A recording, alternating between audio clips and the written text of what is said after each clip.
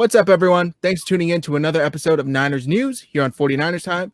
My name is Zach Hernandez. I'm joined by my friend Matt Llewellyn. Matt, how you doing? I'm doing fantastic, Zach. Let's jump right into it. All right. Today, guys, we're going to be talking about Kyle Shanahan and changing the narrative. Matt, the last two times he went to a Super Bowl with the Falcons and with the 49ers, we all know they were in prime position to win the game late in the game, and they failed to do so. Is winning a Super Bowl the only thing that's going to change that narrative for Coach Shanahan? Unfortunately, probably. To me, I don't consider him to be a choker, and the reason for that is how many coaches get to 2 Super Bowls. I mean, one, granted, he was with the coordinator for the Falcons, but Dan Quinn's a defensive coach, so Kyle was running that offense. And again, he did it last year with the 49ers, and it didn't go the way that they wanted him to. But at the same time, Coach Shanahan wasn't the person who got beat by Sammy Watkins deep. That was Richard Sherman.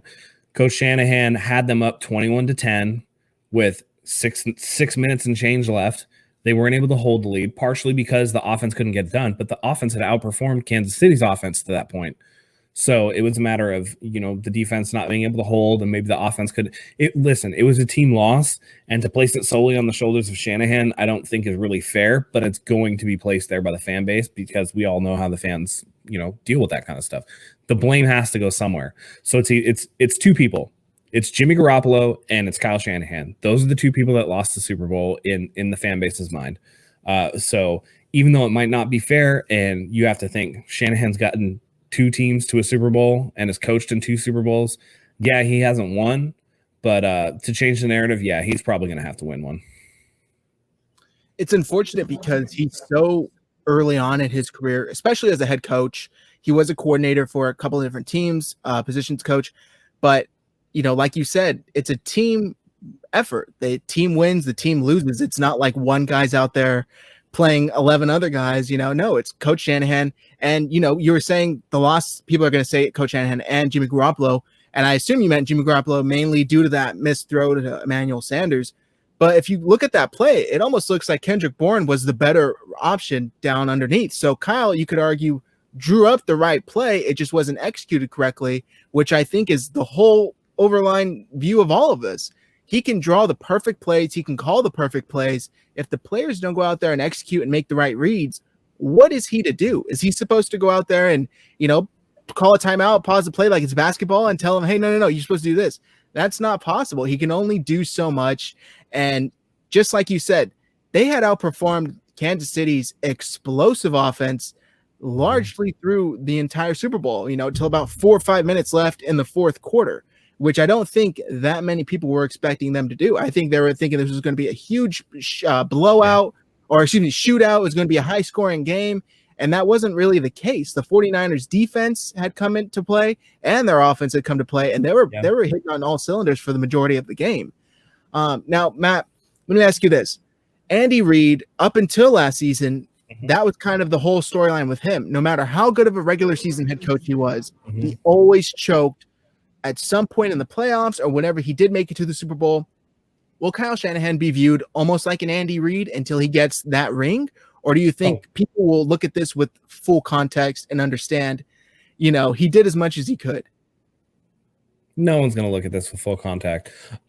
Of course, it's going to be an Andy Reid situation. It's the same in every sport. What's the knock on Charles Barkley? Never won a championship. What's the knock on Dan Marino? Never won a championship. Andy Reid wins a championship. Everything's forgiven. People forget that Bill Belichick was a below average head coach before he got to New England. Super Bowls shine up people really, really nicely. So when you're looking at somebody like Shanahan, of course, you could even talk about his dad, Mike. Maybe he was a choker, and then he got those 2 rings, and it didn't matter. It's 2-time Super Bowl winning head coach Mike Shanahan. Now it's Super Bowl winning coach Andy Reid. Those things matter. So unfortunately, context in this is, did you win or did you lose? And unfortunately, they lost, and they're in prime position to get back there. So if he can get back there this year and win the Super Bowl, all of that will be gone, and he won't have to worry about that label anymore. And it's an unfortunate label because you're talking about, listen, they were a terrible team before he got there. They continue to be a terrible team while he built the team for success. And then last year was the first year that they had some semblance of success, and they go 13-3, get to the Super Bowl, and kind of lose it in the last 5 minutes of the game. I mean, to say you're a choker by turning around an entire franchise, I don't see it. But again, I feel like I'm a little bit different from the average fan who's not going to look at the full context and be like, well, he choked. He should have won.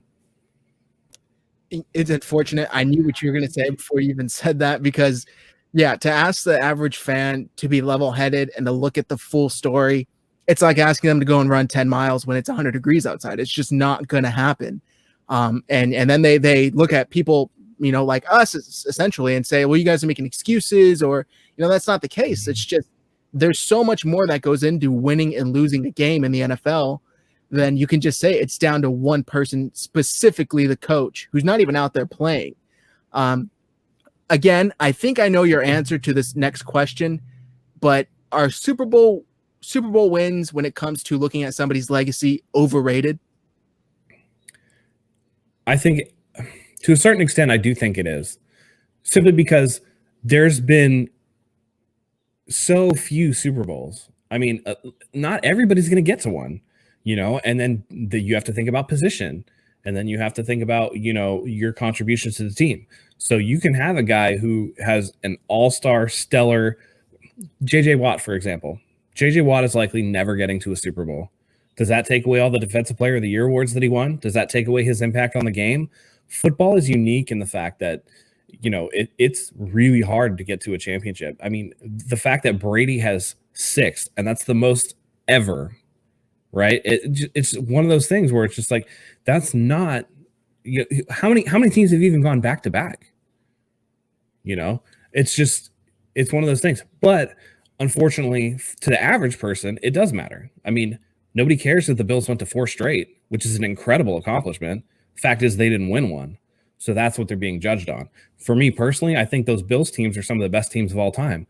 It's so hard to do it 4 years in a row, and they did. You got teams that do 3 out of 5. That you've had a couple that have won back-to-back. Those things are really, including the 49ers. I mean, the 88 to 1990 49ers, those are some of the best teams ever. And to say that Super Bowl is the only thing that matters, I think that takes away from what they actually do. But to the average fan, that's all they care about is, did you win? And again, I know that the goal is to win, but in a game like football, it's not always just as black and white as did you win or did you not win.